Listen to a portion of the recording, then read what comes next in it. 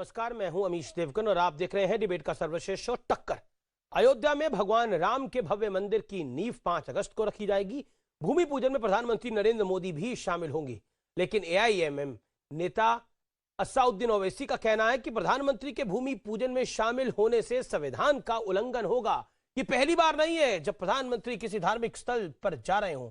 इससे पहले वो स्वर्ण मंदिर, सैफी मस्जिद सहित दूसरी कई मस्जिदों में भी जा चुके हैं। उस वक्त किसी ने उनकी आलोचना नहीं की। ऐसे में सवाल उठता है, क्या ये राम मंदिर के नाम का दर्द है? आज इसी पर होगी जोरदार टक्कर सीएनबीसी आवाज पर। अयोध्या करती है आह्वान, घाट से कर मंदिर निर्माण। अयोध्या करती है आह्वान, घाट से कर मंदिर निर्माण। शिला की जगह लगाते प्राण, शिला की जगह जय श्री राम, जय जय श्री राम। एक तरफ अयोध्या में भूमि पूजन की तैयारी है, रामनगरी में उत्सव है। 5 अगस्त के ऐतिहासिक दिन के लिए राम का धाम अयोध्या सज सवर कर तैयार हो रहा है। लेकिन इसी बीच असदुद्दीन ओवैसी मैदान में कूद पड़े हैं। ओवैसी कह रहे हैं, पीएम मोदी का आधिकारिक तौर पर भूमि पूजन कार्यक्रम में हिस्सा लेना उनके संवैधानिक शपथ का उल्लंघन होगा। धर्मनिरपेक्षता संविधान के मूल ढांचे का हिस्सा है। हम नहीं भूलते कि 400 सालों से ज्यादा वक्त तक बाबरी मस्जिद अयोध्या में थी और 1992 में अपराधी भीड़ ने इसे ध्वस्त कर दिया। बेहतर यह है कि प्रधानमंत्री वजीर आज़म नरेंद्र मोदी उस फंक्शन में वो शिरकत ना करें। उसमें अगर वो बहैसियत प्राइम मिनिस्टर प्रधानमंत्री शिरकत करेंगे तो देश को एक मैसेज जाएगा कि प्रधानमंत्री एक फेथ के मानने वालों को सपोर्ट कर रहे हैं। परेशानी यह है कि प्रधानमंत्री हैं वो और देश का कोई रिलीजन नहीं है। जिन लोगों ने जीवन भर संविधान को तार-तार किया है, भारत की संस्कृति को मिटा देने का संकल्प कर रखा है, भारत के प्रधानमंत्री श्री नरेंद्र मोदी जी को पंथ निरपेक्षता की नसीहत दे रहे हैं। ये वही ओवैसी हैं जिन्होंने सुप्रीम कोर्ट के फैसले के बाद कहा था कि मुझे मेरी मस्जिद वापस चाहिए। दूसरी तरफ इन्हीं की पार्टी के सांसद इम्तियाज जलील तो यहाँ तक कह चुके हैं कि भूमि पूजन के लिए 2 घंटे की अनुमति मिली है तो मस्जिद में नमाज पढ़ने की अनुमति क्यों नहीं दी जा सकती? क्या भूमि पूजन के वक्त कोरोना वायरस छुट्टी पर चला जाएगा? लेकिन बड़ा सवाल उस मुद्दे को लेकर है जिसे ओवैसी ने उठाया है, क्योंकि 1951 में तत्कालीन राष्ट्रपति डॉक्टर राजेंद्र प्रसाद सोमनाथ मंदिर के उद्घाटन कार्यक्रम में शामिल हुए थे। इसके अलावा तमाम मंत्री और सांसद धार्मिक जगहों पर जाते हैं। ओवैसी साहब को ध्यान रखना चाहिए कि ये तमाम लोग भी संविधान की शपथ लेते हैं। तो आखिर पीएम मोदी के 2 घंटे के अयोध्या दौरे में ऐसा कौन सा तूफान खड़ा हो जाएगा, या फिर ओवैसी का दर्द कुछ और है? आज इसी पर होगी देश की सबसे बड़ी बहस। और अब जो ओवैसी ने भड़काऊ बात बोली है उसका एक साधारण एनालिसिस सुनिए, एक सिंपल एनालिसिस सुनिए। पॉइंट नंबर 1 जो कि बड़ा महत्वपूर्ण है, भूमि पूजन सांप्रदायिक बताते हैं। ट्वीट में बाबरी मस्जिद का जिक्र करते हैं। प्रधानमंत्री बनने के बाद मोदी गुरुद्वारे भी गए, मस्जिदों में भी जाते रहे हैं। पीएम का जाना गलत तो तमाम मुख्यमंत्रियों का, प्रधानमंत्रियों का इफ्तार पार्टी देना सही था क्या? बढ़ता हूं आगे। संविधान की दुहाई देने वाले ओवैसी ने संविधान की मूल प्रति नहीं देखी, जहां पर प्रभु श्रीराम की तस्वीर है। भारत की संस्कृति को दिखाने के लिए संविधान में श्रीराम की तस्वीर है। संविधान सभा ने राम को संस्कृति माना है, ओवैसी उसे सांप्रदायिक बता रहे हैं। पहले बारी असीम बकार साहब आपकी है और मेरा बहुत सीधा सवाल आपसे यह है कि जब संविधान की मूल प्रति में ही श्रीराम की तस्वीर है तो श्रीराम के मंदिर का भूमि पूजन करना संविधान के खिलाफ कैसे हो जाएगा? श्रीराम की मंदिर से विरोध नहीं, विवादित मामले से विरोध है। क्योंकि ये जो जहां भूमि पूजन के लिए प्रधानमंत्री जी जा रहे हैं, इन्हीं ने एक ओथ ली है हिंदुस्तान के संविधान की। उस ओथ को मैं चाहता हूं प्रधानमंत्री जी दोबारा से सुने, क्योंकि ये जो मामला है अभी कोर्ट में पेंडिंग है। जिन लोगों ने मस्जिद को गिराया था, शहीद किया था, डेमोलिशन ऑफ बाबरी मस्जिद का केस अभी भी न्यायालय में लंबित है। अभी उस पर फैसला नहीं आया है, अभी दोषियों को सजा मिलना बाकी है। तो जब अभी केस लंबित है, अभी केस चल रहा है डेमोलिशन का, बाबरी मस्जिद डेमोलिशन का केस चल रहा है, मस्जिद डेमोलिशन का केस चल रहा है। वकार ऐसे साहब, विवादित वकार मामले साहब, में मैंने प्रधानमंत्री आपको जी 45 सेकंड दिए, लेकिन मंदिर पर केस कोई लंबित नहीं है। मंदिर पे डिसीजन आ चुका है। क्यूरेटिव पिटीशन जरूर लंबित होंगी, और जो आप विवादित ढांचे का केस बता रहे हैं, विवादित ढांचे का केस दूसरा है, वो इस केस के साथ कहीं से भी रिलेटेड नहीं है कि नहीं? Legal point of view. Advani साहब, मुरली मनोहर जोशी साहब ने क्या गिराया था?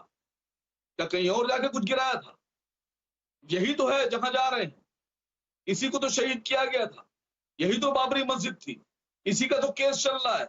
इसीलिए तो अभी भी केस लंबित है।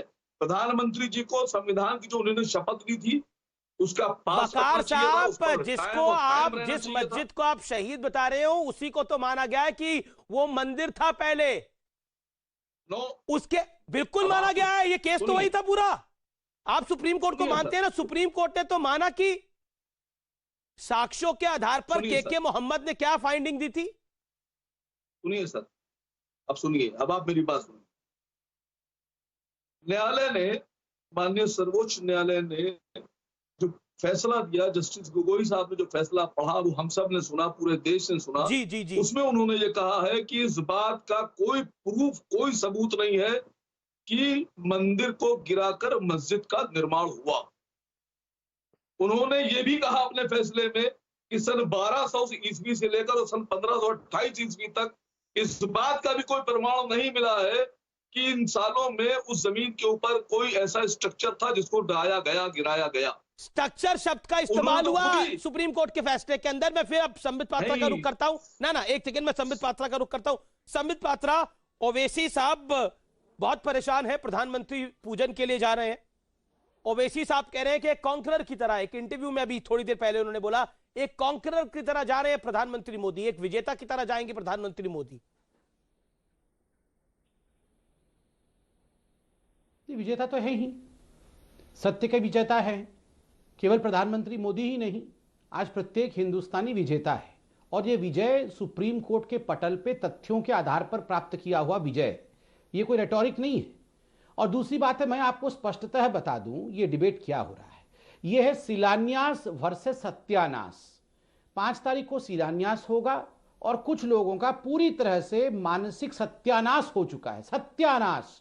कोरोना के साथ राम जी को कंपेयर किया जा रहा है। क्यों जाए राम जी के शिलान्यास के लिए, क्या हो जाएगा जाने से, इसको किसी प्रकार से बंद करना है, डिस्प्यूटेड स्ट्रक्चर है, शहीद हो गया, मतलब ये सत्यानाश, ये मानसिक सत्यानाश हुआ है। आप बताइए, सुप्रीम कोर्ट में सुनवाई हो गई, सुप्रीम कोर्ट ने कहा ठीक है मंदिर बनाइए, ट्रस्ट बन गया, मंदिर बन रहा है। इनके एक एजेंट गए थे अभी 3 दिन पहले कोर्ट में जाके कह रहे थे कि नहीं नहीं नहीं नहीं, याचिका दाखिल कर रहा हूं, आप रोक दीजिए। उस याचिका को कचरे के डब्बे में फेंक दिया इलाहाबाद हाई कोर्ट ने। फिर भी ये सब चिल्ला रहे हैं। जहां तक ये सेक्युलरिज्म की बात है, अब मैं कहता हूं कि इनकी सेक्युलरिज्म की जो बात है ना, उसका आज मैं पोल पट्टी खोल के रखता हूं। देखिए, शिलान्यास करने 500 वर्ष से जो केस डेमोक्रेटिकली चल रहा था, उस 500 वर्ष के मंदिर के शिलान्यास करने चले जाने से इनका सेक्युलरिज्म खतरे में आ जाता है। वंदे मातरम बोल देने से इनका सेक्युलरिज्म खतरे में आ जाता है, क्योंकि इस्लाम खतरे में आ जाता है। जनगण मन गाने से इनका सेक्युलरिज्म खतरे में आ जाता है, क्योंकि भारत भाग्य विधाता इस्लाम के खिलाफ है। भारत माता की जय अगर खंजर भी रख दोगे तो भी मैं भारत माता की जय नहीं कहूंगा, क्योंकि सेक्युलरिज्म खतरे में आ जाएगा। किंतु सेक्युलरिज्म खतरे में तब नहीं आता है जब जालीदार टोपी पहन के देश का प्रधानमंत्री इफ्तार पार्टी मनाता है। सेक्युलरिज्म खतरे में तब नहीं आता है जब अजमेर शरीफ में चद्दर चढ़ाने के लिए दिया जाता है और उसका सीधा प्रसारण होता है, प्रधानमंत्री देते हैं चद्दर, उस समय सेक्युलरिज्म खतरे में नहीं आता है। सेक्युलरिज्म खतरे में तब नहीं आता है जब ये लोग कहते हैं 15 मिनट के लिए पुलिस हटा दो, फिर देखो हम 100 करोड़ हिंदुओं का क्या करते हैं। उस समय सेक्युलरिज्म खतरे में नहीं आता है। सेक्युलरिज्म खतरे में तब नहीं आता है जब ये कहते हैं कि 15 करोड़ वर्सेस 100 करोड़। ये सेक्युलरिज्म नहीं है जनाब, ये जिन्नाइज्म है, जिन्नाइज्म। ये सेक्युलरिज्म नहीं, जिन्नाइज्म है। और आज से मैंने ओवैसी जी को एक नया नाम दिया है, वो नाम है दाढ़ी वाले ओके, असीम वकार का जवाब। जिन्ना का दाढ़ी नहीं था, इनका दाढ़ी है, फर्क सिर्फ इतना ही है। आपने ट्वीट भी करा है ये हैशटैग, अभी मैंने थोड़ी देर पहले देखा। असीम वकार, जवाब। देखिए, जितनी बातें मैंने कही उनका एक का भी जवाब संबित पात्रा जी ने नहीं दिया। इधर की बात, उधर की बात, इधर की बात उधर की बात, लेकिन जितनी बातें मैंने बोली उस पर एक अल्फाज भी संबित पात्रा जी नहीं बोले, क्योंकि बोलने के लिए है ही नहीं कुछ। मैंने न्यायालय का आदेश जो मैंने सुना, आप सबने सुना, मैंने वो पढ़ा। आप लोग कहते थे विवादित विवादित विवादित, जस्टिस गोगोई ने खुद ही कह दिया कोई विवाद नहीं, मंदिर तोड़कर मस्जिद बनाई ही नहीं गई, इसका कोई सबूत नहीं है, तो काहे का विवाद, किस बात का विवाद। आपने कहा साहब वहां पर प्रूफ मिले, खुदाई में प्रूफ मिले। न्यायालय ने अपने आदेश में कहा कि जो अंडरग्राउंड अवशेष मिले हैं खुदाई में वो गैर इस्लामिक है। उन्होंने ये नहीं कहा कि हिंदू टेम्पल के हैं या हिंदू मंदिर के हैं। नहीं तो फिर किसके होंगे, आपको क्या लग रहा है? आप भी उदित राज की बात से सहमत है कि वो बौद्ध मंदिर के अवशेष हैं? सर आप मस्जिद, फिर मस्जिद तो वहां पर नहीं थी ना, नॉन इस्लामिक स्ट्रक्चर नहीं। अभी तो आप तो मंदिर की डिबेट पे जा रहे हैं कि मंदिर, देखिए उसका फैसला आप और मैं तो बहुत छोटे हैं उसके मामले में, संबित पात्रा भी बड़े छोटे हैं, सुप्रीम कोर्ट उसका निर्णय कर चुका है। सुप्रीम कोर्ट ने कह दिया है कि वहां आप मंदिर बनाइए, तो उसके बाद आप, मैं, ओवैसी, संबित पात्रा कुछ भी कहते रहे, उसका कोई फर्क नहीं है। आज की बहस किस लिए है, मैं आज के टॉपिक पे लेके आता हूं। आपके नेता कह रहे हैं, एक सेकेंड, आपके सर्वे सर्वा कह रहे हैं, आपके पार्टी के मुखिया कह रहे हैं कि श्री राम मंदिर के भूमि पूजन में अगर प्रधानमंत्री जाते हैं तो ये सेकुलरिज्म फैब्रिक, सेकुलर फैब्रिक के खिलाफ है, भारत के संविधान के खिलाफ है। संविधान की प्रति देखिए आपने, संविधान की प्रति पे भगवान राम की तस्वीर है, कहां से हटाएंगे भगवान राम को आप? भगवान राम तो इस देश की आत्मा में विलीन है, कहां से हटाएंगे? सर मैंने आपसे क्या कहा? आपने मुझसे कहा कि फैसला हो गया, आप क्या कहेंगे, आप क्या करेंगे। मैं आपसे कह रहा हूं कि जिस वक्त न्यायालय ने ये बात बोली, फैसला देते वक्त जस्टिस गोगोई साहब ने, इस बात का कोई प्रमाण नहीं मिलता है कि मंदिर को तोड़कर मस्जिद बनाई गई। उस वक्त आपकी अंतरात्मा में क्या आवाज थी? आपकी अंतरात्मा भी तो कुछ होगी। चलिए मैं बताता हूं आपकी अंतरात्मा ने क्या कहा आपसे? कुछ तो कहा होगा, वो बता दिए टीवी पर, अगर आप बताना चाहते हैं। दूसरी बात, भगवान राम से, ठीक है, संबित से सुन लेते हैं कि उनकी अंतरात्मा ने क्या। संबित पात्रा, आपकी अंतरात्मा ने क्या कहा, जवाब दे।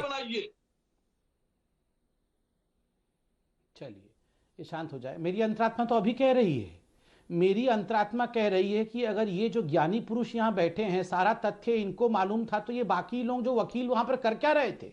इन्हीं को भेजना था ना केस लड़ने के लिए। देखिए कुल मिला के सुप्रीम कोर्ट में लास्ट में कहा कि वहां राम जी का जन्म स्थान है, वहां राम जी का मंदिर बनेगा, काम खत्म हो गया। मंदिर नहीं था, उसके नीचे खुदाई हुई थी, खुदाई में ये नहीं मिला था, खुदाई में वो नहीं मिला था। अरे भैया, इतना सारा नॉलेज इन्हीं के पास था, तो ये यहां टीवी स्टूडियो में क्यों बैठे हुए थे? ये सारा कुछ कागज उठा के सर के ऊपर जाना था ना, सुप्रीम कोर्ट में जाके दिखाना था, मी लॉर्ड ये कागज देखिए, ये देखिए। यहां बैठ के चिल्ला रहे हैं। देखिए असीम भाई, ये सब सत्यानाश हो रखा है। शिलान्यास होगा तो सत्यानाश होगा, कहीं पूजन होगा तो कहीं सूजन होगा। इनके दिल में, इनके दिमाग में सब सूजन हो रखा है, कहीं दीप जले कहीं दिल जले वाली हालत है। ये सारे दिल जले बन के बैठे हुए हैं, और इन दिल जलों से लड़के हमें अपनी ब्लड प्रेशर नहीं बढ़ानी है। 4 दिन पहले इनको बहुत चिंता थी, आज वो नहीं बोल रहे हैं। 4 दिन पहले पता है क्या चिंता थी इनको चिंता थी 36 सेकंड में आरती कैसे होगी। तो फिर मैंने इनको टीवी चैनल में 20 सेकंड की आरती करवा दी, तब से ये 36 सेकंड की आरती पूछ नहीं रहे हैं। ओके, असीम वकार को जवाब। असीम वकार, आज के पॉइंट पे आइए, आज के पॉइंट पे आइए, आज के पॉइंट पर आइए जो ओवैसी साहब ने बोला है। जब प्रधानमंत्री मस्जिद जाते हैं, गुरुद्वारे जाते हैं, आपको कोई दिक्कत नहीं है? सर ओवैसी साहब ने बिल्कुल सच्ची बात बोली, बहुत ईमानदारी से बोले। आप किसी जगह जाइए, आप मंदिर जाइए, आप गुरुद्वारे जाइए, आप मस्जिद जाइए, आप गिरजाघर जाइए, आप इंसान हैं, आप अपने धर्म को मानते हैं, आप अपने मंदिर जाइए।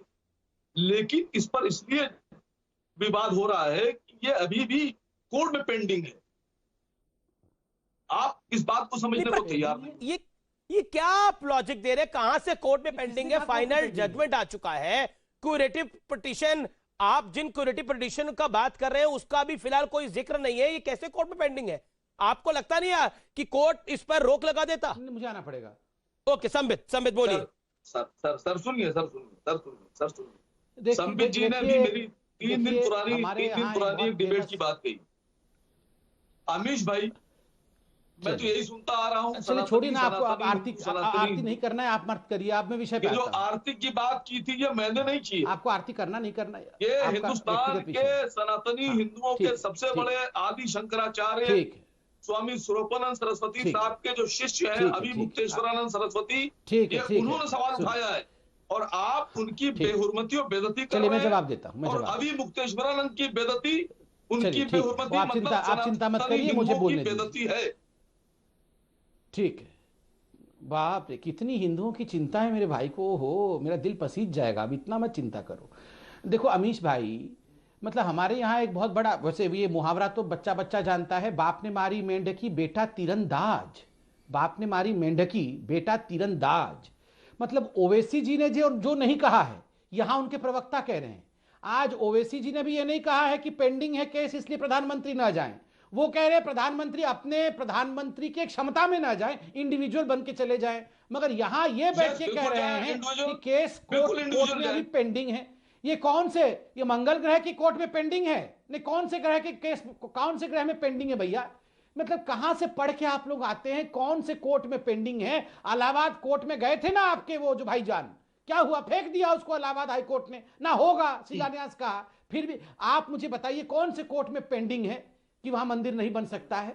मतलब बाप ने मारी मेंढकी बेटा तीरंदाज, एक से बढ़कर एक सत्यानाशी आए हुए हैं और हमारा भी ब्लड प्रेशर बढ़ा रहे हैं डिबेट में। जी, मैं अब तो आप तीरंदाज बन गए, फिर इसका मतलब आप तीरंदाज हो गए। संबित जवाब देंगे। आप तीरंदाज हो गए। संबित असीम वकार कह रहे हैं कि आप तीरंदाज हो गए हैं। हाँ, तो शुरू से ही तीरंदाज थे, कौन से आज हुए हैं?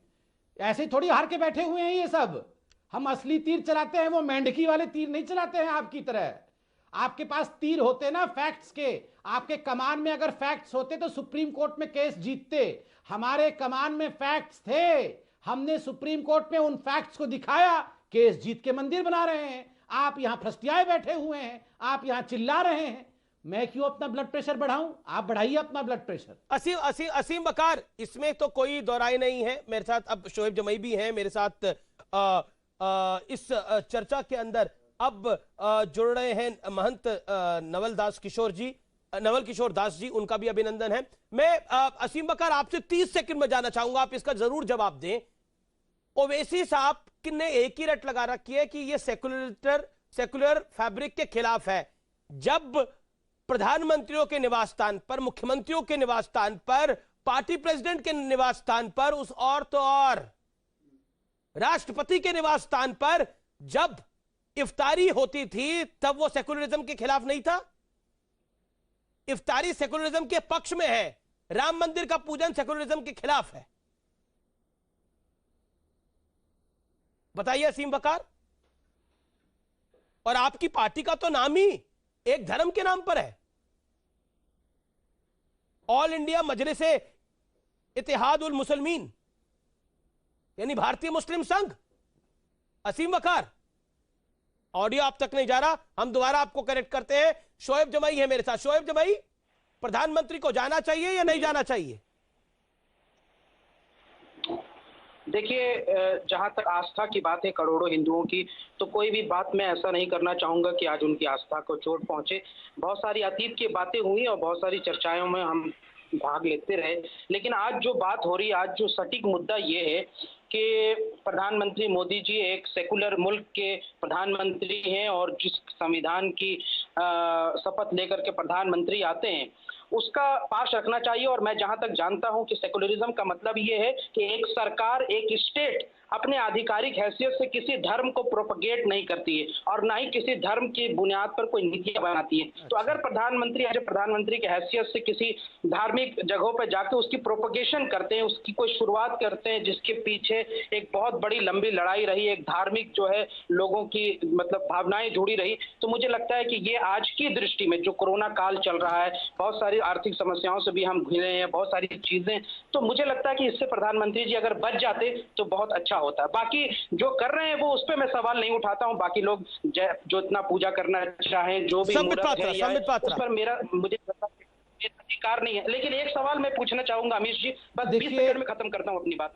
अमीश और सवाल है, अमीश जी, अच्छा संबित भाई बस 20 सेकंड। जी अमीश भाई बस 20 सेकंड। सवाल आपने कहा था अमीश भाई कि जो संविधान की बात है, आपने कहा था कि भगवान राम की उसमें तस्वीर है, तो क्या संविधान भी तो उसकी इजाजत देता है या उसको सेलिब्रेट करता है? मैं आपको बताना चाहूंगा कि इसी संविधान के अंदर टीपू सुल्तान शहीद रहमतुल्लाह अलैह की भी तस्वीर है, और जिस पेज पर रानी लक्ष्मीबाई की तस्वीर है उसी पेज टीपू सुल्तान। ठीक है, देखिए अब आप फ्रीज हो गए हैं, आपका ऑडियो नहीं आ रहा। संबित पात्रा बोलिए।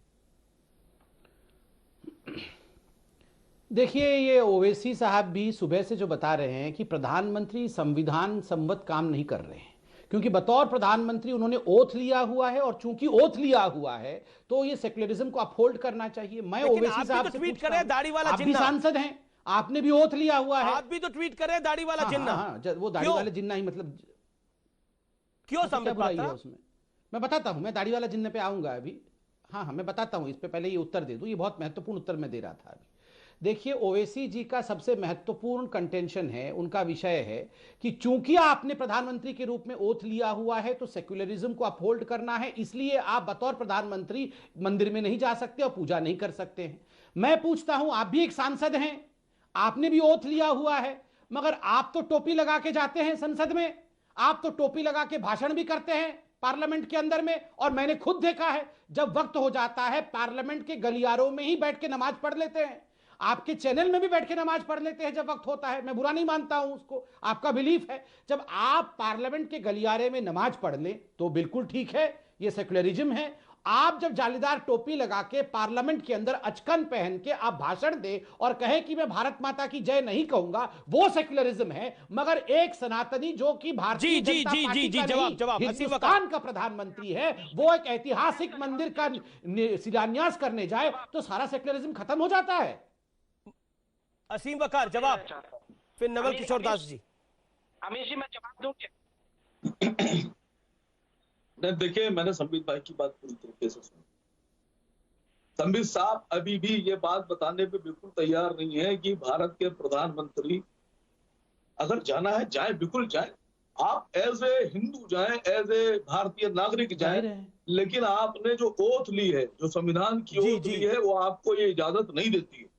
नहीं, संविधान की ओथ तो किसी को भी फिर आप मुझे बताइए, भारत के राष्ट्रपति, भारत के पूर्व प्रधानमंत्री, भारत के कई मुख्यमंत्री अपने घरों पर जो इफ्तारी देते थे उसकी इजाजत देता था संविधान? बताइए ना आप मुझे। साहब, मैं भारत के पहले राष्ट्रपति सोमनाथ मंदिर गए थे, क्या उसकी इजाजत देता था संविधान?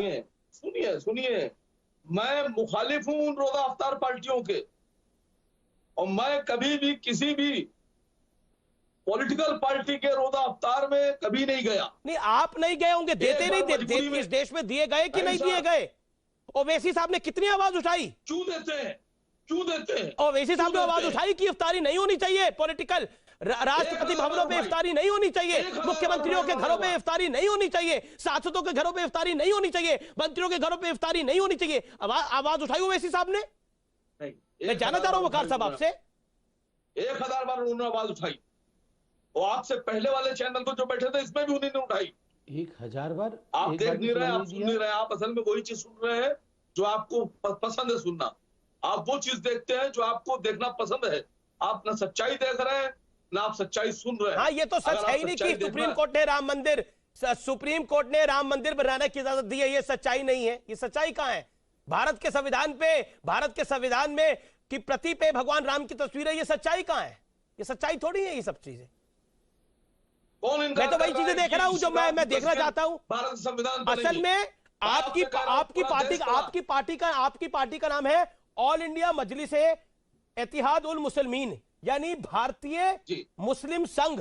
आपकी पार्टी तो खुद सेकुलर नहीं है जी। कितनी सांसद है आपकी पार्टी के? एक सेकंड, कितने सांसद और कितने विधायक है आपकी पार्टी के? भारत में सेकुलरिज्म की बात करने वाले आप भारत में सेकुलरिज्म की बात करते हैं, मैं आपकी बात के साथ हूं। मैं जानना चाहता हूं आपकी पार्टी का प्रेसिडेंट कौन है, आपकी पार्टी के सांसद कौन है, आपकी पार्टी के विधायक कौन है? नाम लीजिए उनके, लीजिए नाम। आपको पता होगा सब, तो फिर आपको सब पता है। नहीं, आप लीजिए ना नाम। आप भी नाम लेना चाहते हैं अपनी पार्टी के सांसदों के? भारतीय जनता पार्टी के 350 से ज्यादा सांसद, आप पे तो कहीं हिंदू नाम नहीं है।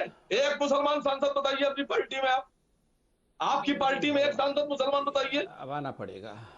कौन सांसद है आपकी पार्टी में जो जीत तो के आया है? आपकी पार्टी का तो नाम ही कम्युनल नाम है साहब। हमारी पार्टी का नाम है, लेकिन हम दिल से कम्युनल नहीं है। अमीश भाई, ओके, ये दिल से कम्युनल नहीं है। बीजेपी का नाम भारतीय जनता पार्टी है, लेकिन ये दिल से कम्युनल है। यही कहना चाह रहे हैं आप Sambit Patra. Then Congress leader Arif Masood, he is MLA of Congress party, he joins me now. Doctor Sambit Patra, BJP veteran spokesperson, respond to this. अच्छा, ये दिल से कम्युनल नहीं है, इनकी पार्टी का नाम कुछ भी हो। देखिए, आप हिंदू परिषद, चलिए मैं इनकी दिल की आवाज अभी सुनाऊंगा आपको। आप सुन के विश्व हिंदू हतप्रभ रह परिषद कोई जाएंगे। पार्टी जो मैं नहीं बोलने है, वाला विश्व हूँ, हिंदू परिषद कोई जो मैं पार्टी नहीं बोलने, है, वीएचपी एक धार्मिक संगठन है। एक सेकेंड, आप चिल्लाना, समझ नहीं, आप फिर मैंने आपसे एक कहा, चिल्लाना हम बंद दिल से करें। ईमानदार तो अमीश हैं, भाई, दिल अमीश से भाई जरा हम इनका पसंद आवाज, है। इनको और बोलिए, आप शांत लोग के रहेंगे, चेहरे पर नकार क्योंकि जो है। मैं बोलने वाला हूँ ये ऐतिहासिक बोलूंगा। संबित रिस्पॉन्ड। ठीक है, सुनिए, अभी मैं नकाब उतारता हूं। इन्होंने कहा कि बीजेपी दिल से कम्युनल है और ये लोग दिल से बिल्कुल सेक्युलर है। मैं आज से 7 साल पहले 2012 में एक भाषण है ओवैसी साहब का, वो भाषण पढ़ता हूं, 10 सेकंड लगेंगे, सुन लेना जरा कितने ये सेक्युलर है। राम जी को लेकर ये भाषण है और पूरी जनता सुने इस भाषण को कि ओवैसी को मैंने आज दाढ़ी वाला जिन्ना क्यों कहा है और राम जी को लेकर ओवैसी ने क्या कहा है। सुनिए, ये यूट्यूब पे भी ये देख सकते हैं आप। अयोध्या के 3 मुखायात ऐसे हैं जहां के पंडित पुजारी कहते हैं राम यहां पैदा हुए हो, तो चलो इनकी आस्था सही हो तो राम का बाप दशरथ और राम की मां कहां पैदा हुई थी, कहां की रहने वाली है राम की मां? वो हरियाणा की रहने वाली हैं और वहां के लोग कहते हैं हिंदू तहजीब के हिसाब से एक औरत अपने पहले बच्चे को जन्ने के लिए अपने मायके को जाती है, उस तरीके से वो हरियाणा को आई। कहां पे आई हरियाणा में? दशरथ की बीवी और राम की मां, उसका नाम कौशल्या था राम की मां का। हरियाणा में आज भी कौशल्यापुरम जगह है जहां के लोग कहते हैं कि कौशल्या ने राम को यहां जना। अब मेरा सवाल है कि आखिर राम की मां ने राम को कहां जना? कहां जनी थी राम को? यहां वहां इधर उधर किधर? अरे बाबा, हम भी जबान रखते हैं। अगर आपको लगता है कि मुसलमानों में जबान नहीं है तो हमारी जबान को देख लो। ये राम जी के लिए कहा गया था, असउद्दीन ओवैसी, अकबरुद्दीन ओवैसी द्वारा यह कहा गया था भगवान राम के लिए। और इनकी इतनी हिम्मत है, तुम यहां पर आके सेक्युलरिज्म की भाषण देते हो। एक बात कान खोल के सुन लो, शिलान्यास होगा, गगनचुंबी भव्य मंदिर बनेगा, तुम सब रोते रहोगे, तुम सब छाती पीटते रहोगे और चिल्लाते रहोगे। मंदिर बनेगा बनेगा बनेगा। करो क्या करना है, करो क्या करना। लेकिन इस बात का जवाब मरते दम तक आप लोग कोई जवाब नहीं। करो क्या करना है, सारा जवाब सुप्रीम कोर्ट में मिल गया है। सारा जवाब सुप्रीम कोर्ट में मिल गया है। यहां चिल्लाने की आवश्यकता नहीं है, शांति से बैठ जाइए साहब। सुनिए जजमेंट में जजमेंट लाओ, जजमेंट निकालो जजमेंट, अभी निकालो। अंग्रेजी पढ़ने में आता नहीं होगा, जजमेंट पढ़ के आया नहीं। निकालो जजमेंट, अभी जजमेंट पढ़ो। कौन सा पैराग्राफ जजमेंट है?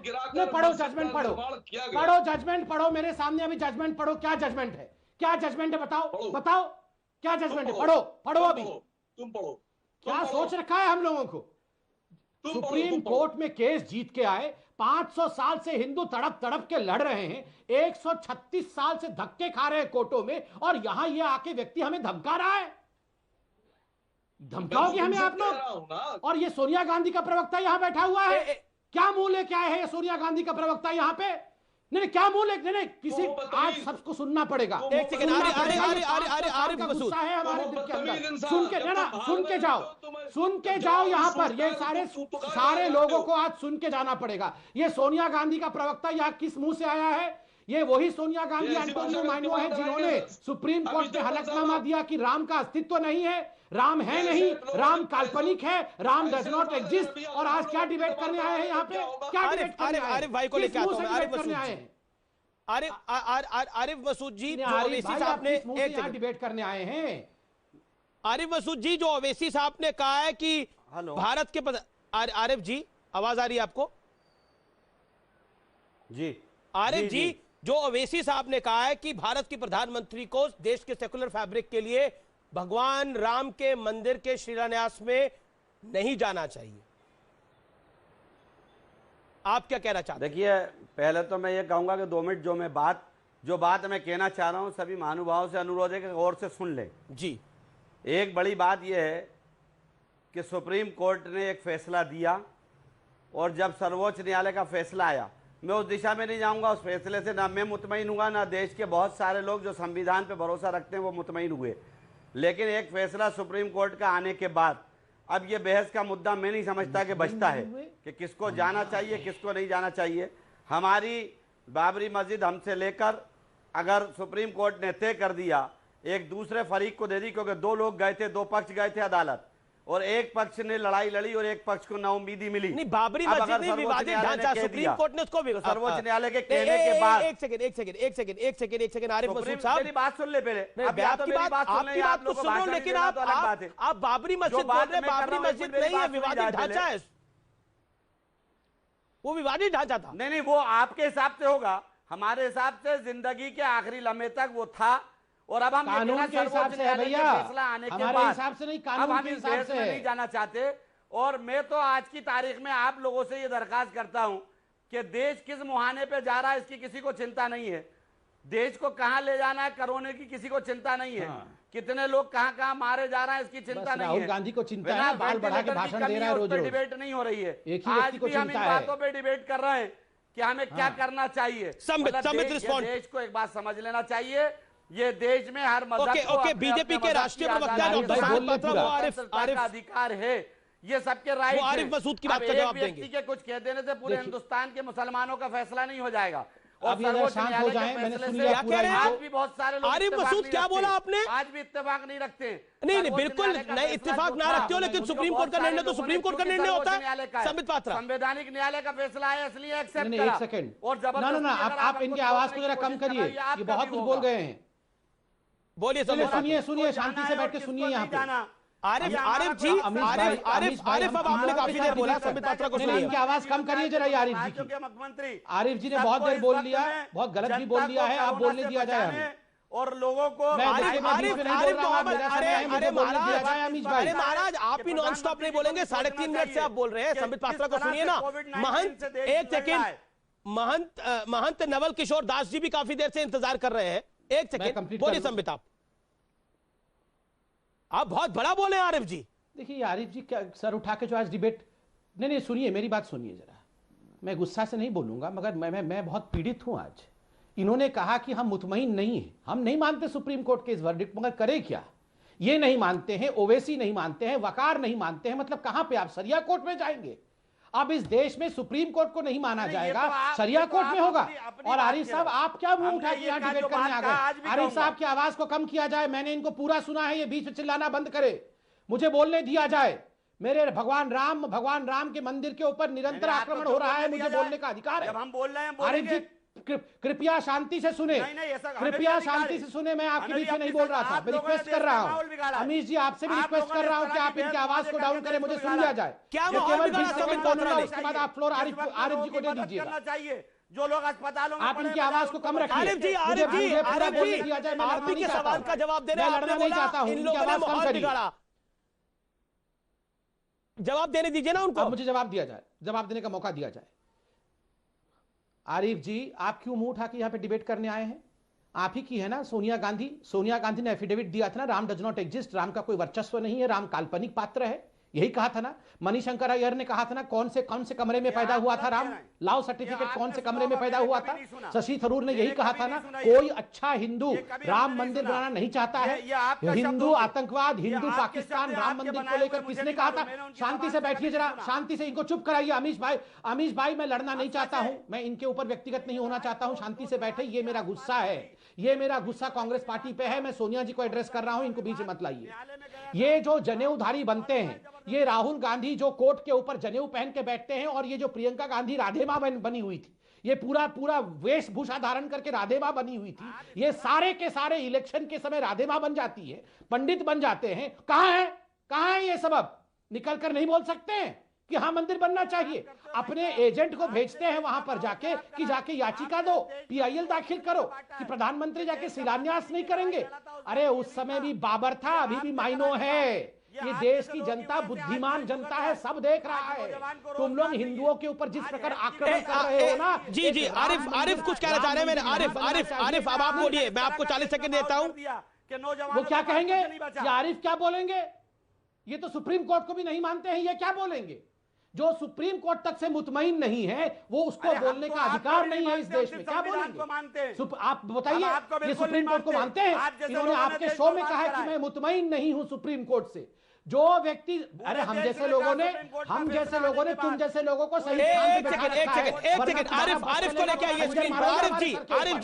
आरिफ जी एक सेकंड, संबित पात्रा रुकिए। महंत जी, मैं बहुत माफी के साथ कह रहा हूं, मैं आपके पास नहीं आ पा रहा। मैं आपके पास अगले 1 मिनट में आऊंगा, मेरा वादा है आपसे। मैं माफी के साथ कह रहा हूं, आप देख ही रहे हैं कैसी चर्चा चल रही है। सुबुई खान इंतजार कर रही है, सुप्रीम कोर्ट की वकील है, उनके पास भी मैं नहीं जा पा रहा। एक सेकंड महंत जी, मैं आपके पास आऊंगा।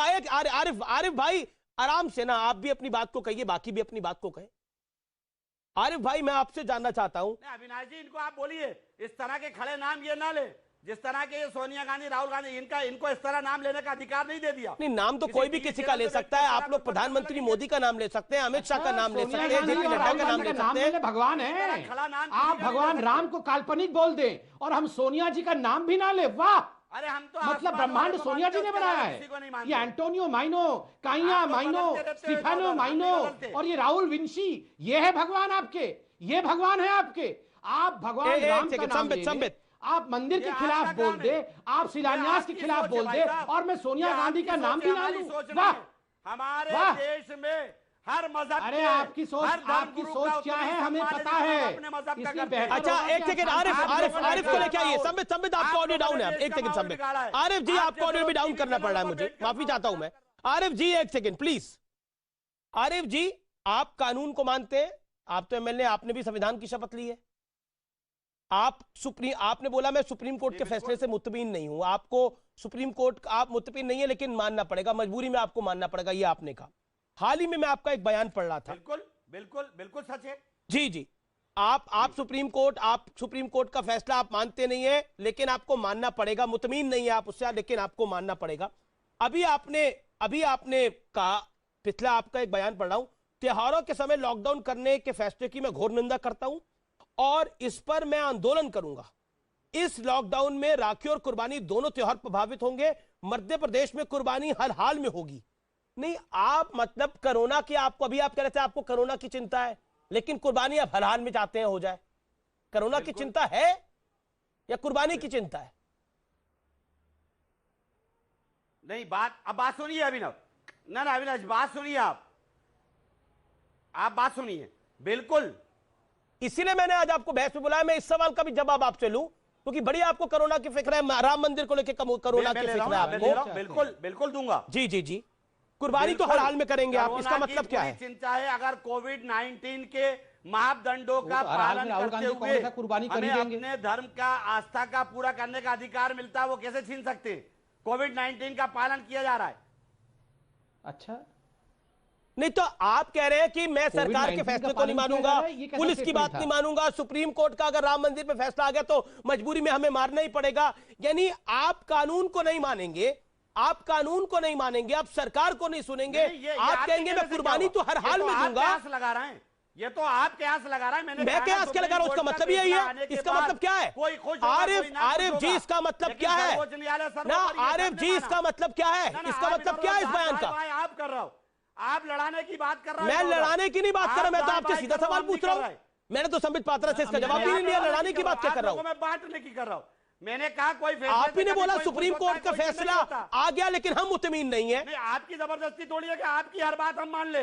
नहीं, मेरी जबरदस्ती नहीं है लेकिन आपकी भी जबरदस्ती नहीं है मियां, आपकी भी जबरदस्ती नहीं है। पर नहीं, आपकी भी जबरदस्ती नहीं है, कानून की जबरदस्ती चलेगी अमीश देवगन पे भी और आरिफ पे भी। संविधान को नहीं मानना। आरिफ और अमीश देवगन दोनों पे कानून की जबरदस्ती चलेगी। फैसले आने के बाद कौन चिल्लाया? सुप्रीम कोर्ट के बाद एक आंदोलन बताइए। मैं आप एक सेकंड में धर्मगुरु को मैं एक सेकंड समय मैं नवल किशोर दास जी को लेकर आना चाहता हूं। नवल किशोर दास जी, माफी चाहता हूं, मैं आपसे आपके पास काफी देर बाद आ रहा हूं। नवल किशोर दास जी, ये जो पूरा बवाल खड़ा करने की कोशिश हुई है सेक्युलरिज्म के नाम पर, संविधान के नाम पर, कि श्री राम लला के मंदिर पर प्रधानमंत्री मोदी भूमि पूजन पे नहीं जाने चाहिए बतौर प्रधानमंत्री?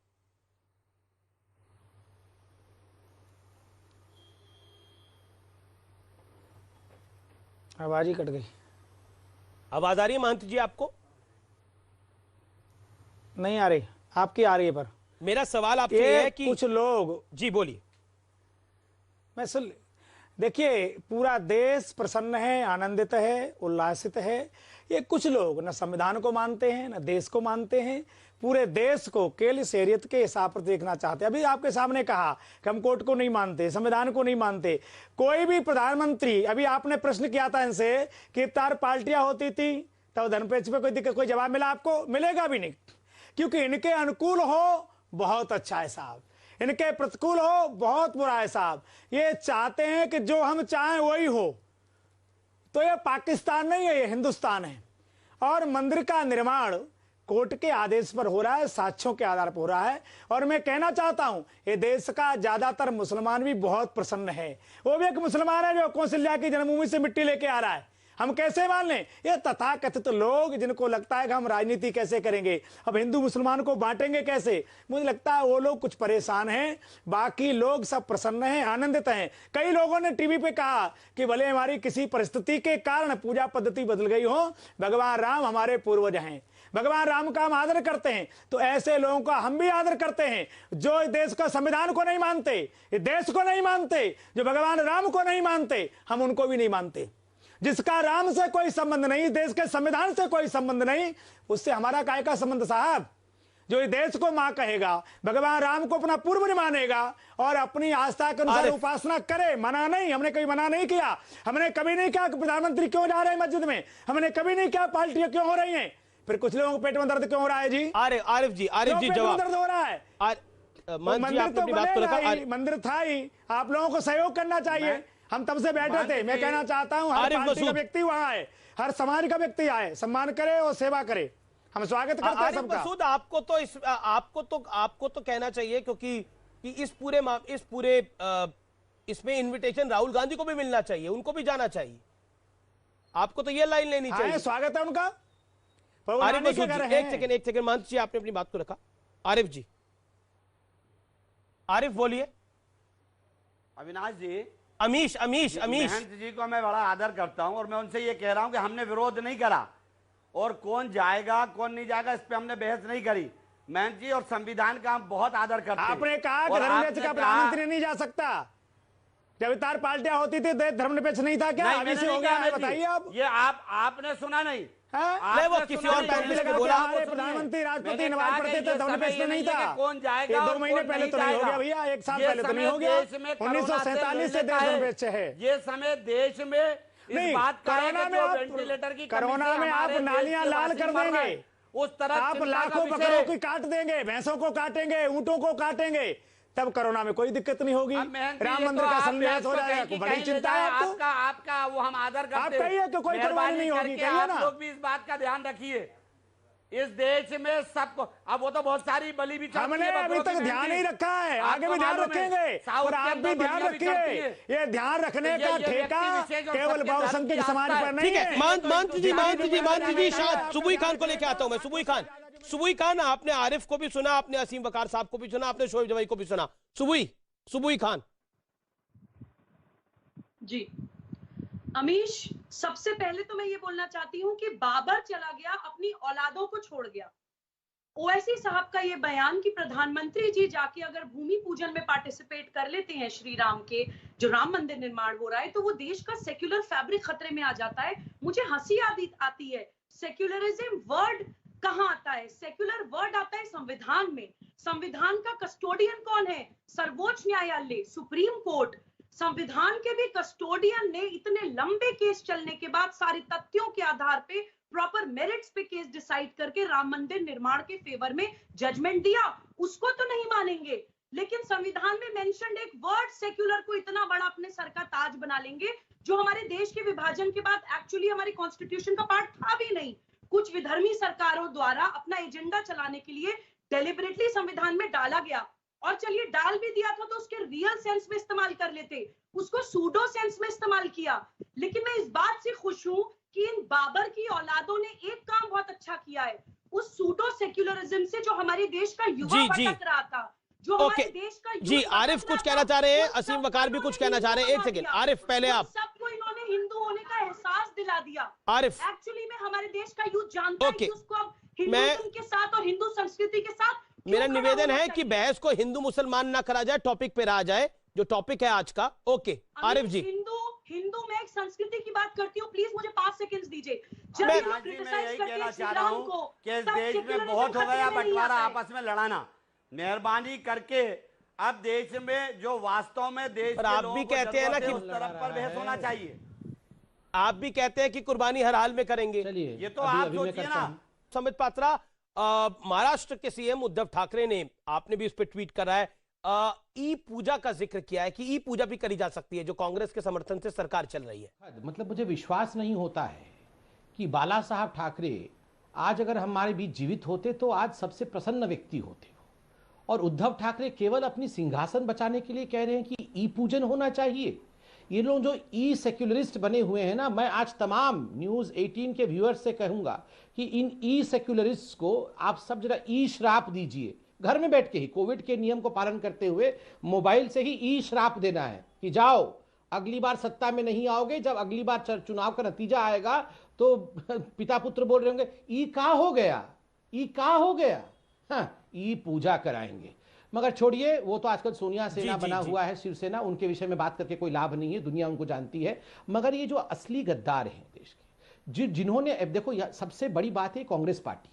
देखिए 2019 में याद करिए, कोर्ट के पटल में खड़े होकर कपिल सिब्बल, असदुद्दीन ओवैसी कह रहे थे सुनवाई नहीं होनी चाहिए किसी भी कीमत पर, 2019 के लोकसभा के चुनाव के बाद सुनवाई होनी चाहिए। और तो और धमकी दी थी इनके एक वकील ने, एक बड़े वकील ने अपना गाउन उतार के फेंक दिया था, कोर्ट ने उस पर उनको लताड़ा था कि अगर सुनवाई हो गई तो मैं नहीं आऊंगा, ऐसा धमकी दिया था। और तो और कोर्ट के फ्लोर में खड़े होकर भगवान राम के मंदिर के नक्शे आरिफ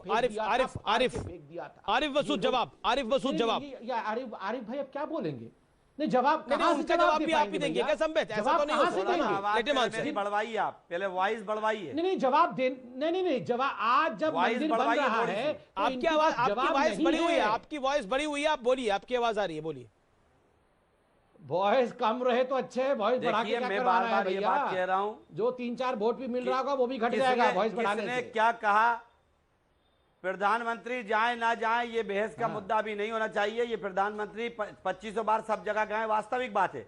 देश के दूसरे प्रधानमंत्री भी गए, जवाहरलाल नेहरू जी भी गए, इस पे कोई बहस का मुद्दा नहीं है। और अगर एक व्यक्ति ने नहीं, जवाहरलाल नेहरू जी सोमनाथ मंदिर नहीं गए, मना कर दिया।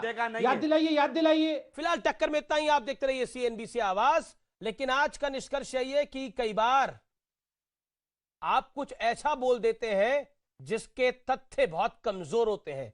ओवैसी साहब के साथ ऐसा अक्सर होता है, आज भी ऐसा हुआ है। नमस्कार, देखते रहिए CNBC आवाज।